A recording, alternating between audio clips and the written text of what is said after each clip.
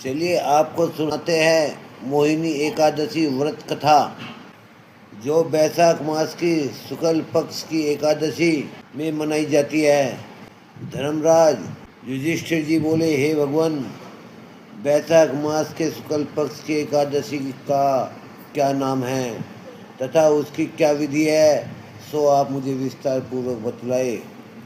श्री भगवान जी बोले, हे धर्मनंदन, मैं आपसे एक कथा कहता हूँ जिसको महर्षि वशिष्ठ ने श्री रामचंद्र जी से कहा था, सो आप ध्यानपूर्वक सुने। श्री रामचंद्र जी बोले, हे गुरुदेव, आप मुझसे एक ऐसा व्रत कहिए जिसके करने से समस्त पाप व दुख नष्ट हो जाए। मैं जनक नंदिनी श्री सीता जी के वियोग में बहुत दुख भोग रहा हूँ, अतः कोई मार्ग ऐसा बतलाइए। महर्षि वशिष्ठ जी बोले, हे राम, आपने बड़ा ही सुंदर प्रश्न किया है। आपके नाम के स्मरण मात्र से ही मनुष्य पवित्र हो जाते हैं, इसीलिए आपका यह प्रश्न लोकहित में अवश्य काम आएगा। बैसाख मास के शुक्ल पक्ष की एकादशी का व्रत करने से मनुष्य समस्त पापों से व दुखों से दूर हो जाता है।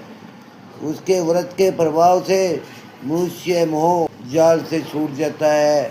अतः हे राम, इस एकादशी का व्रत दुखी मनुष्य को अवश्य करना चाहिए।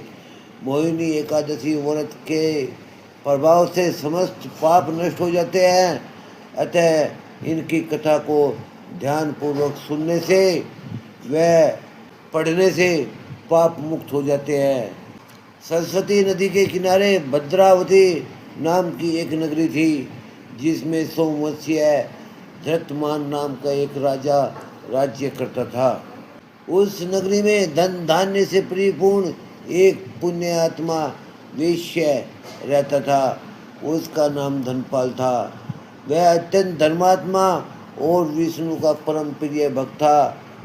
उसके नगर में अनेकों भोजनालय, प्याऊ, कुएं, तालाब, धर्मशाला आदि बनवाए गए। उसने सड़कों के किनारे आम, जामुन, नीम आदि वृक्ष लगवाए। उस वेश्य के पास 5 पुत्र थे। उसका सबसे बड़ा पुत्र अत्यंत पापी था। वह वेश्याओं एवं गुंडों की संगति करता था। वह अपना समय जुआ खेलने में व्यतीत करता था। वह दूसरी स्त्रियों के साथ भोग करना पसंद करता था। वह बड़ा ही नीच प्रवृत्ति का था और देवता और पितृगण आदि को नहीं मानता था। वह अपने पिता के धन को बुरे आचरण से खर्च कर रहा था। वह मद्यपान एवं मांस का भक्षण किया करता था और इस पर उसके पिता व भाइयों व कुटुंबियों ने उसे घर से निकाल दिया और उसकी निंदा करने लगे। घर से निकलने के बाद वह अपने आभूषणों को तथा वस्त्रों को बेचकर गुजारा करने लगा। धन नष्ट हो जाने पर वेश्यों एवं गुंडों ने भी उसका साथ छोड़ दिया। अब वह भूखा और प्यास से दुखी रहने लगा। अतः उसने चोरी करने का विचार किया।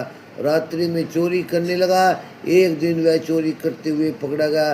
राजा ने उन्हें कारागार में बंद कर दिया। कारागार में राजा ने उनको बहुत दुख दिए। उसको उस नगरी को छोड़ने का आदेश पारित किया। अंत में वह दुखी होकर नगर छोड़कर चला गया और जंगल में पशु पक्षियों को मारकर खाने लगा। वह बहलिया बन गया और धनुष बाण से पशु पक्षियों को मारकर खाने लगा। एक दिन वह पापी भूख और प्यास से व्याकुल होकर खाने की खोज में निकल पड़ा और कौटिल्य ऋषि के आश्रम में जहाँ पहुँचा। उस समय बैसाख मास का महीना था। कौटिल्य ऋषि गंगा स्नान करके आए थे।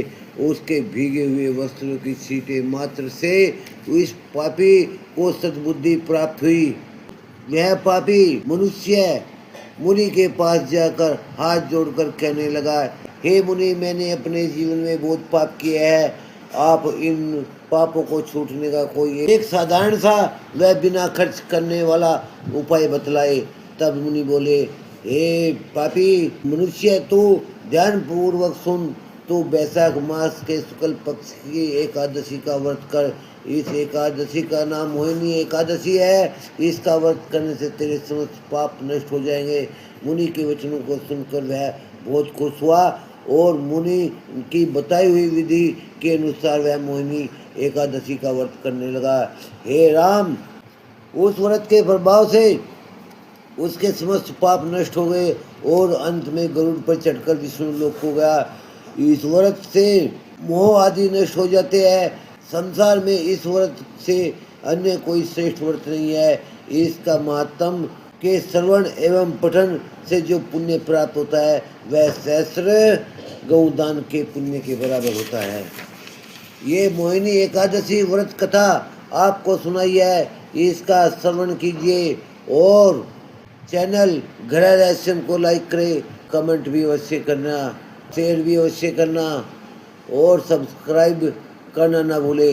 धन्यवाद। जय श्री कृष्ण।